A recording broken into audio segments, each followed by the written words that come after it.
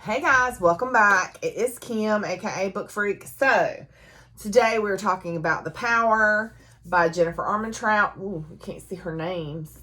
That is the second book in the Titan series, which is a spinoff from the Covenant series. And on the cover there is our beautiful, tortured Seth. And I, of course, love this book. I mean, I love Jennifer Armentrout. She's one of my queens. I love this series. So it's definitely a 5-star for me. This is a new adult paranormal romance.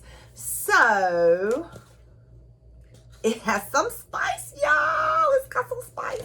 And I ain't mad at it. I'm here for the spice. Bring the spice. I want all the spice.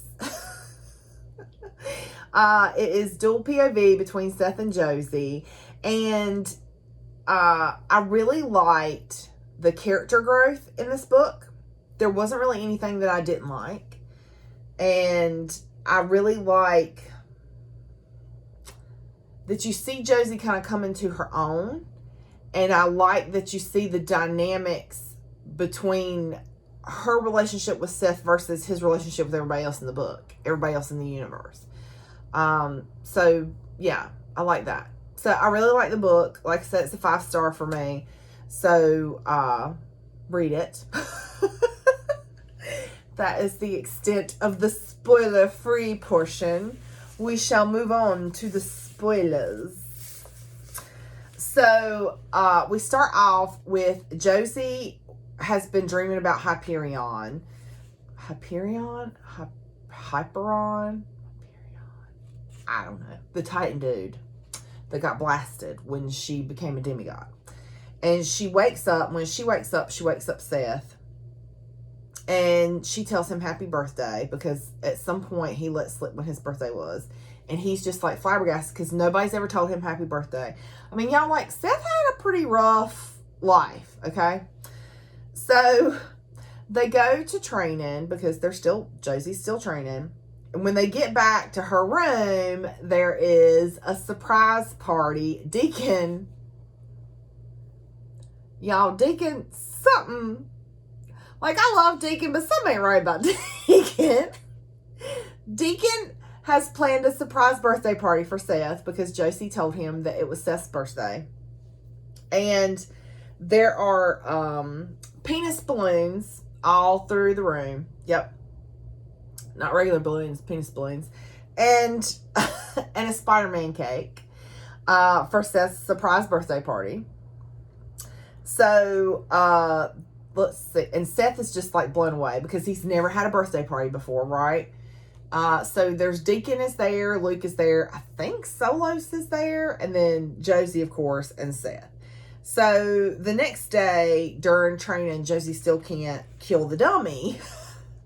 And of course, everybody's like, girl, if you can't kill the dummy, what you gonna do when there's a demon coming for you? You know what I'm saying? So Luke, because Luke is helping train her too, leaves out and she asks Seth, well, did Alex have a problem killing? And Seth is like, no, but eventually it wore on her and, she wanted to just be done with it. She didn't even want to be a sentinel anymore because she was so sick of fighting and killing. So after training, they're walking and they see a person that has been hanged and stabbed with a note that says no free halves. Yeah. So then someone says that a pure compelled a half girl and raped her and then passed her around to his friends. So this pure blood dude, like with blonde hair, says, so what? The only good half is a dead or a drugged one. So Seth proceeds to pummel said student. And this is a problem because Seth is an adult. Yeah. And Josie and Solos have to stop him. Seth, of course, because he's an adult hitting a student who's a child, has to go to Marcus's office. And, well, we don't know that he's a child, right? Because I think it's supposed to be like a college campus. So really, the guy could be the same age as Seth. I don't know. Anyway, Seth has to go to the office for beating the kid up. On the way back to the dorm, one of the nymphs is there. You know, the nymphs that came to kind of help them when they were fighting Hyperion. One of the nymphs is there where the half's body was laying. And there's a single rose laid there as like a memorial. And the nymph touches the rose and it becomes like a whole bushel. And the nymph tells Seth that there's a violence in him that must be cut out like a cancer. And the nymph calls him a god killer. Tells him that they're watching him. And Seth, of course, feels like crap because now he's like, yeah, you know, Seth gets down on himself and hates himself. And that's part of Seth's problem. So he doesn't go to Josie's room because he feels like he doesn't deserve Josie. So Josie and Deacon are in the library looking for the librarian because Apollo told her to find the librarian. They're not having any luck. So that night, she goes to the cafeteria alone to get something to eat. And Colin, the half that was around when the guy got stabbed, I think, sees her and is like, you know, you shouldn't be out here by yourself. And he's like, let me walk with you. So he does. And at this point, they're still keeping what Josie is on the DL, right? So he walks with her, and then the guy that Seth beat up shows up and starts shooting fireballs at them. So he goes to throw a fireball at Colin, the half, and Josie's afraid that he's going to hurt Colin. So she, bless her heart, Josie, she meant to like use water, I think, and put out the guy's fire, but instead she uses air and ends up tossing them all, like pushing them all back, and they all end up, you know, on their hind parts. So the Pures take off running because they didn't know that she had magic, right? So that, y'all, this hair, it's like sticking in my mouth somewhere. Oh, I got it. Okay.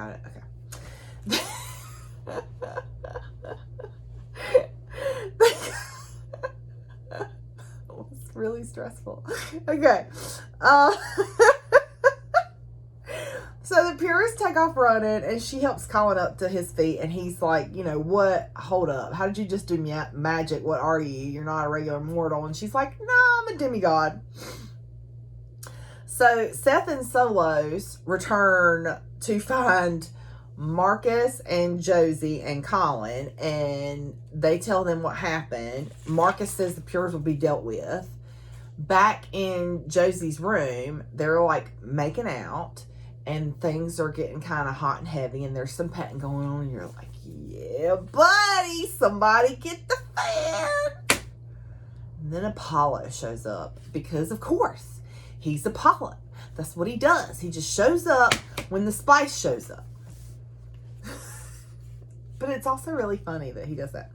So anyway, he tells them that if they get an original demigod, that the original demigods can sense other demigods, and they would be able to find the other demigods so that they can fight the Titans, right?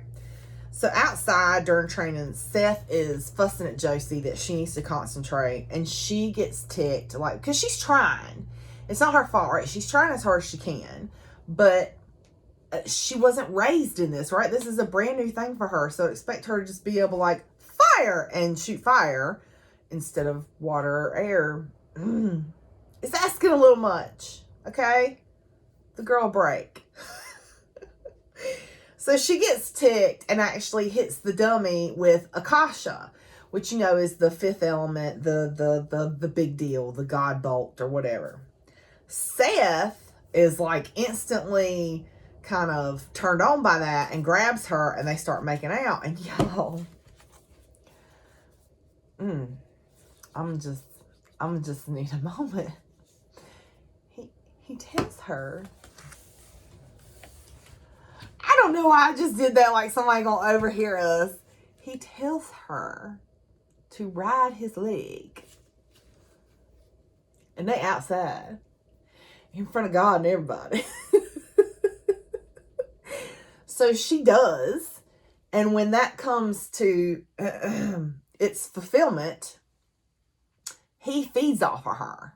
Yeah. So he like realizes what he did, and he's like kind of distant and like, okay, well, I'll talk to you later. Except he doesn't, and he proceeds to like hate on himself and remind him how terrible he is and what a horrible person he is and how he doesn't deserve Josie, and etc., etc. So he doesn't, she's really tired and she just like falls asleep while she's eating. So she wakes up in the morning and heads to the training room, and Luke and Solos are there.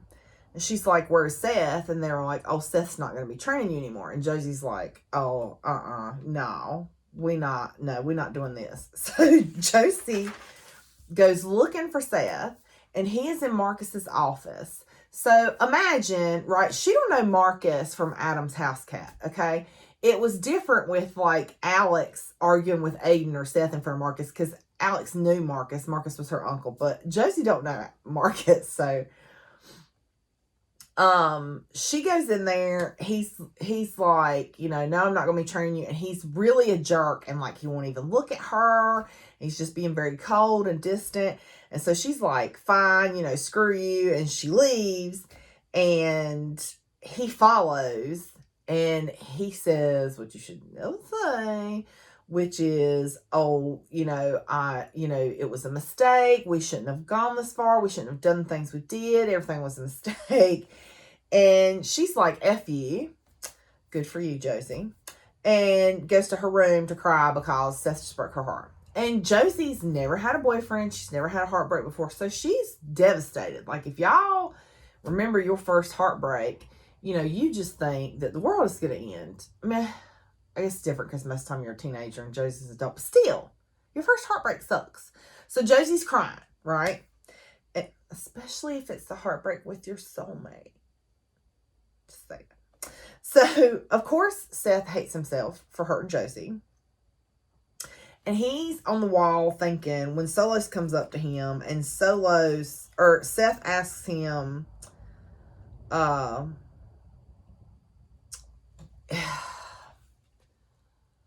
was it? Let me see. Seth asks him about something. Oh, there was a nearby demon encampment or something. And Seth, because he's feeling some kind of way, is itching for a fight. And Solos is like, no, like, I'm your friend, and I'm here to tell you that is stupid, because then you're leaving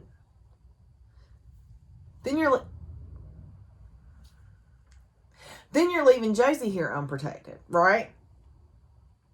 So, he's trying to, like, talk to Seth, and Seth's like, we ain't friends. Y'all friends. Don't even. And so Seth knocks Solos on his hind parts and says, I told you we're not friends. So he's walking through campus, hating himself, feeling sorry for himself, all those things, when the nymph, same nymph, I think, shows up again and tells him that leaving won't save Josie or him, won't save Josie or Seth. Tells him that if he keeps on the path that he's on, history is going to repeat itself. And poor Josie has been in the bed crying since Friday, okay? So Deacon knocks on her door. He's got French fries and ranch dressing. And she opens the door, and he sets the stuff down and hugs her because Deacon is amazing. And, I mean, penis balloons are fun for people. So, yes, Deacon's amazing. So, she tells him what Seth said and that she loves him. And he's like, girl, I know you love him. I can tell by the way you look at him. Like, I'm so sorry. And he's hugging her. So, she's now training with LaDawn and Solos and Luke.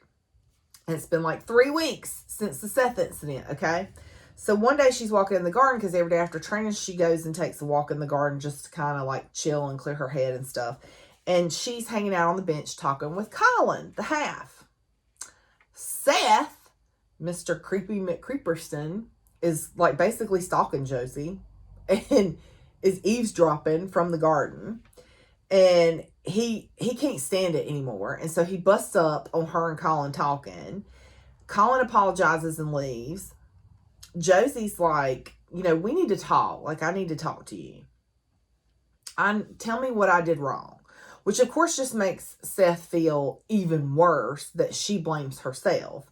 And he's just like flabbergasted. Like, he can't fathom that anybody would think that they were the problem, right? Because Seth's so used to always being the bad kid, I guess. So he says nothing, and so she walks off thinking that he doesn't care. So Josie is training with LaDawn and Solos and Luke. Seth comes by. The Pures and the Halves are at it again. Like, there's an all-out brawl going on in the quad, okay? Seth tells Josie to go in the dorm. He's like, you need to go in the dorm where I know you're safe. And she's like, screw that. I'm a mother-freaking demigod. I can fight. So she stays outside. In the middle of this big brawl on the campus, right, Alex and Aiden show up, just walk out of these double doors that appear out of nowhere. There's this big happy reunion, and like Deacon and Luke come running over, and Solos, and except Seth's like, I want no part of that, and not because of them, because of him. So he goes to check on Josie. She figures out that that's Alex and Aiden, and so she is like defending Seth. And Seth goes off on her because Seth is a jerk face a lot of times. I was going to say sometimes, but it's way more than sometimes. So because her feelings are hurt because he's being a jerk face, she walks off and leaves. So they all wind up in a conference room while Seth and Deacon and Luke and Solos get Alex and Aiden up to speed. So Alex goes to thank Seth, which makes Seth feel uncomfortable. So he goes to leave. Aiden follows him and is like, now you going to stand here and let me tell you thank you. And the next time Alex wants to tell you thank you, you're going to stand there and let her do it too. So they're all like, rah, rah, Team Seth. Just remember this, okay?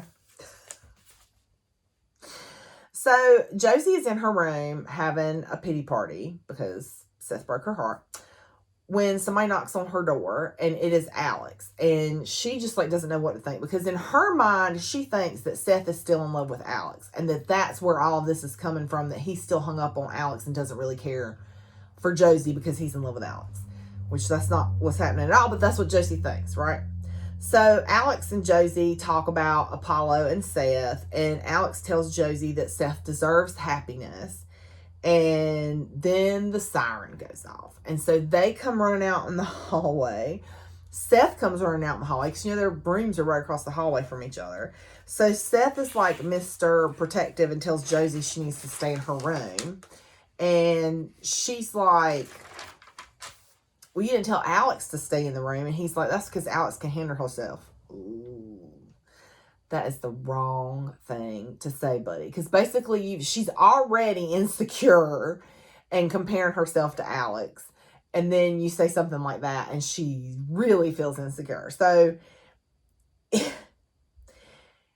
really, in Seth's mind, and he says this, like, in the book, because he's thinking it, that, he wouldn't be upset if Alex gets hurt, but he'll lose his stuff if something happens to Josie. But, of course, he don't tell Josie that. So Seth and crew are outside fighting demons. It's this big, huge demon attack when Josie shows up. Josie decides that she is this ninja warrior demigod and that she can fight. So she is outside fighting. And she kills the demon, but she can't kill. There's a demon half, and the demon halves don't look like the demons. They look just like regular people. And so she can't kill that one. So Alex kills that one. Seth is big mad. He's going off on her. He drags her to the dorms. She kind of stands her grounds, like, she makes him listen to her, which is good for her. That's what I'm saying. You see Josie kind of grow and change and like come into her own, because she's like, no, you know what? Let me tell you something, bud, because Seth's kind of been pushing her around this whole entire time. Let's just be honest, okay? Seth's kind of been pushing her around. So she's finally like pushing back. Good for you, Josie. So, yeah, this is kind of like, oh, girl, no, back it up, put it in reverse. She's like, we need some rules about how you're going to treat me and talk to me. And she's like, I get that you're still hung up on Alex. And he's like, wait, what? It's like, screw it, what?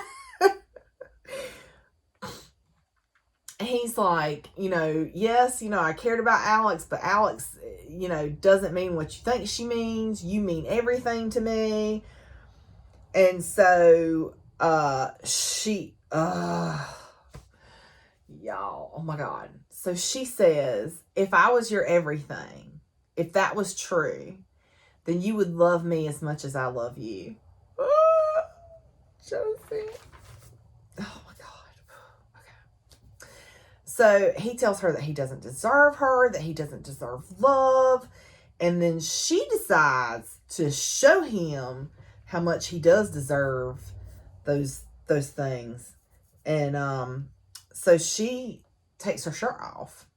And then Seth is like, all right, let's do it. And then he does all the things with his mouth. And then he does all the things with his mouth and his hand.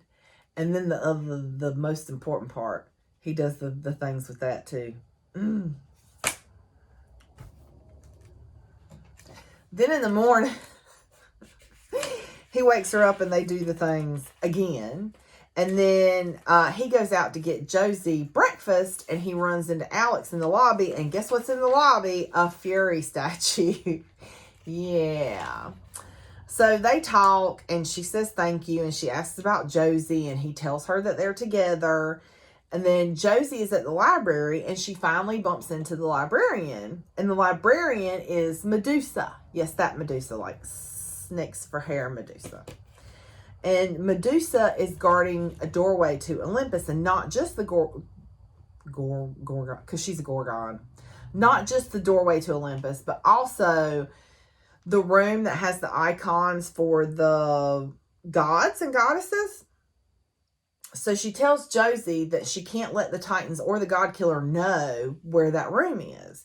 Because basically they would use it to get into Olympus, and it would be game over, right? So she takes her to Olympus, and while they're standing there talking, a Pegasus shows up. Yes. So then she shows her the room with the icons and shows her Apollo's icon, which is a harp. And she tells her, don't pick it up, because once you pick it up, you can't put it back, and you have to wait. Like, basically they have to wait till they get all the demigods, and then everybody takes their icon and something happens, right? So they have to find the other demigods. Athena shows up, and yes, that Athena, the goddess Athena, and gives Josie a vial of Pegasus blood. It will paralyze anything, right? It will kill a mortal, but it will paralyze a god,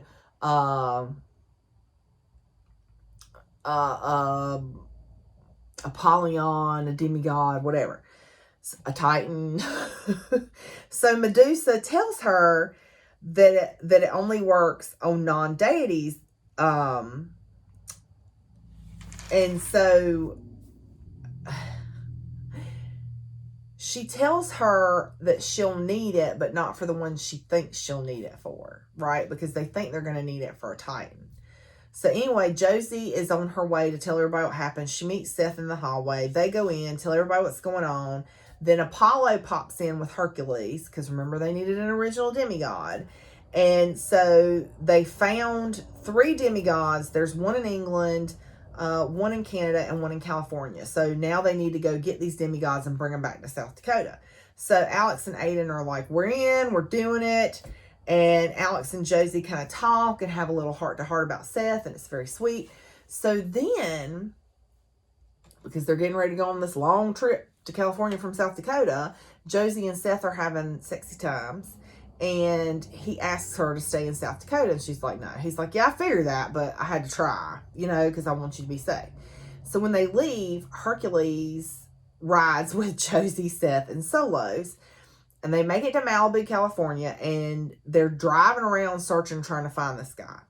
So Josie has this weird sense of foreboding and a headache. And she keeps having this nightmare about one of the Titans, but she doesn't know who, telling her that he's looking for her and she needs to dig a grave. So they find Poseidon's son surfing. And while they're talking with him, and his name is Gable, by the way, while they're talking to him, this he's like, he thinks they're crazy, which is understandable, right?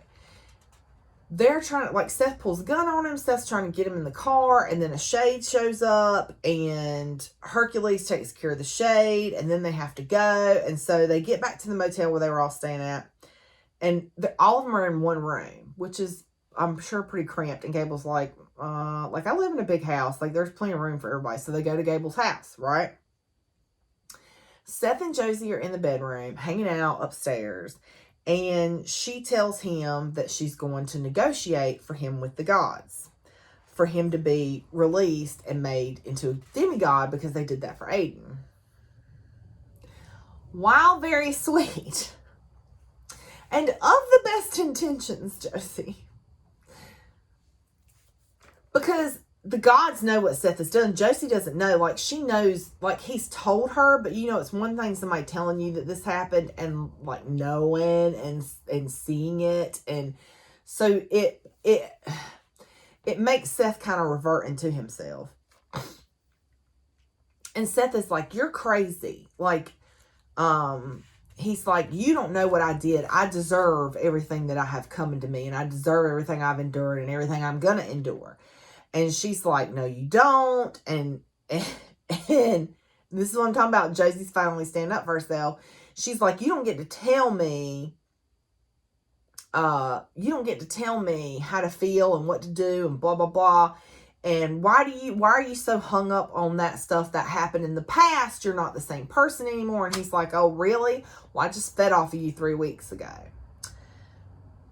She punches him in the stomach, which she should, because, you know, that was kind of bad.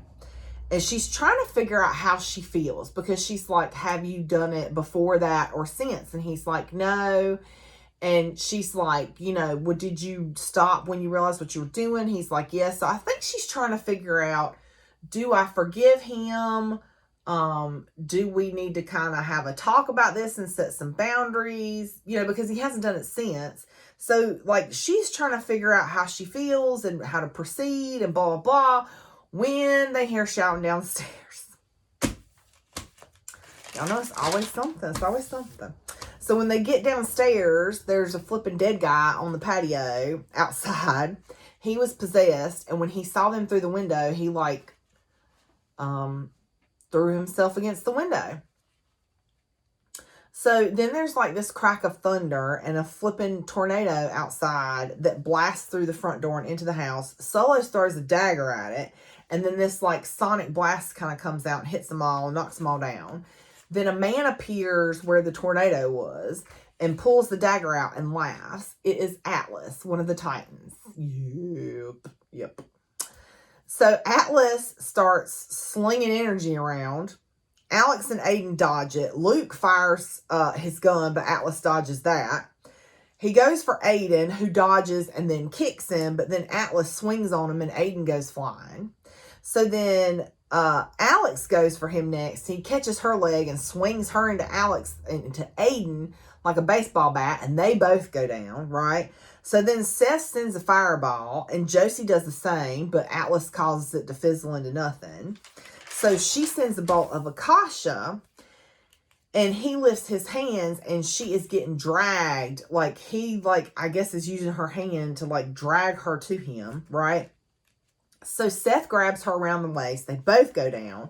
Like, these fight scenes, y'all are just like, boom, boom, boom, boom.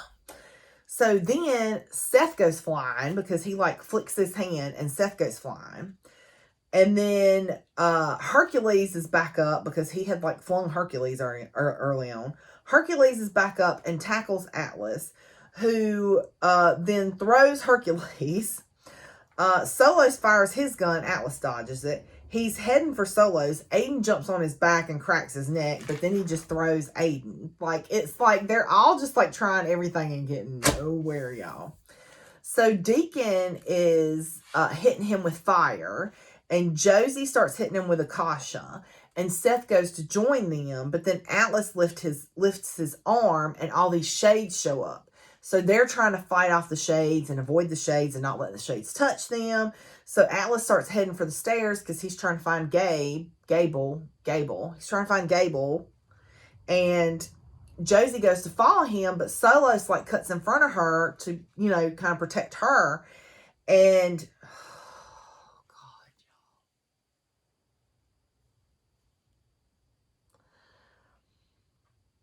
Solos jumps in front of Josie and follows behind Atlas, and Atlas turns around and punches his hand through Solos's chest and rips his heart out. Yes. Yeah. Yeah. I know.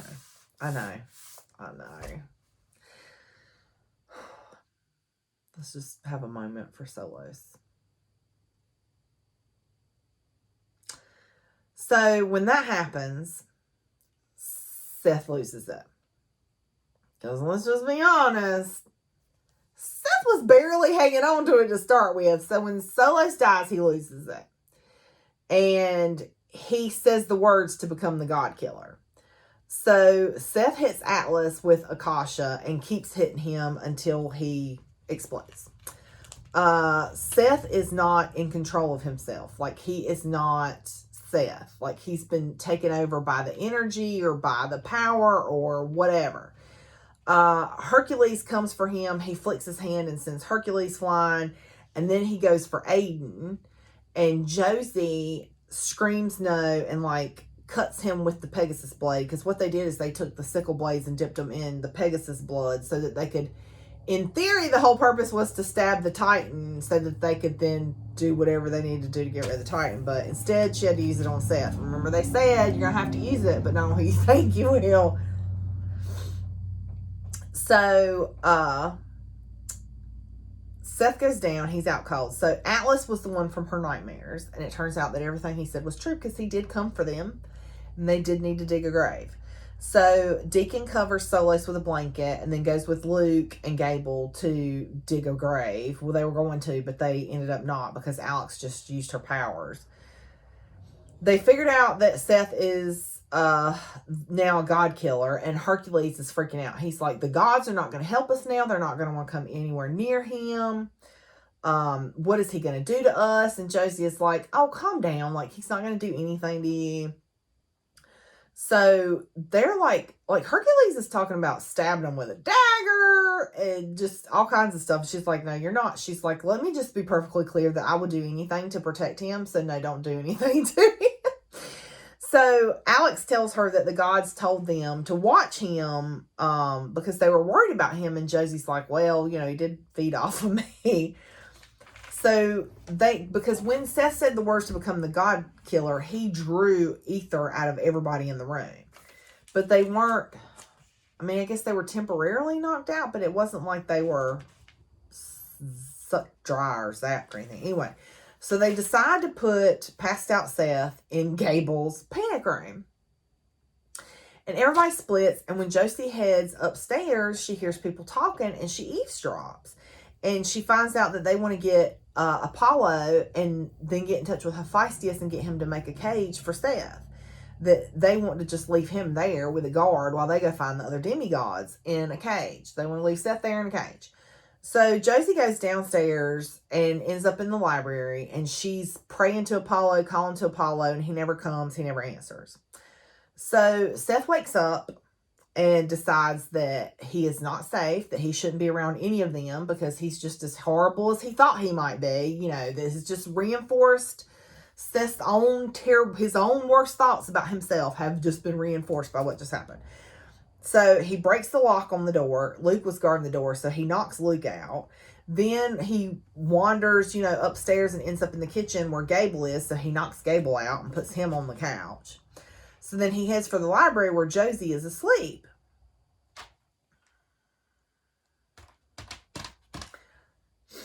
He touches her face, and when he does, she wakes up. And,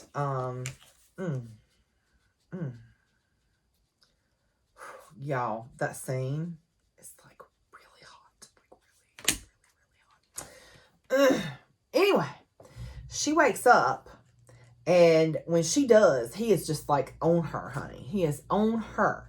And they do the things, and it is hot. Okay? So Josie falls back asleep because they did the things. And when she wakes up, Seth is gone. So she goes out, and they're all trying to figure out what to do. And like they were saying they were going to send Hercules after Seth, and they still need to get the demigods. And Josie is just like, I think I know where he went. You know, I think he went to the island where he was born, and I'm going to go after him, and y'all can do what you want to, and you're not going to stop me. And that's where the book ends. So Josie is about to go get her man, and that's it. So thanks, you guys. I loved it. I highly recommend it. And like I said, it's got the spicy, y'all. It's got the spicy. All right, I'll see you guys next time. Bye.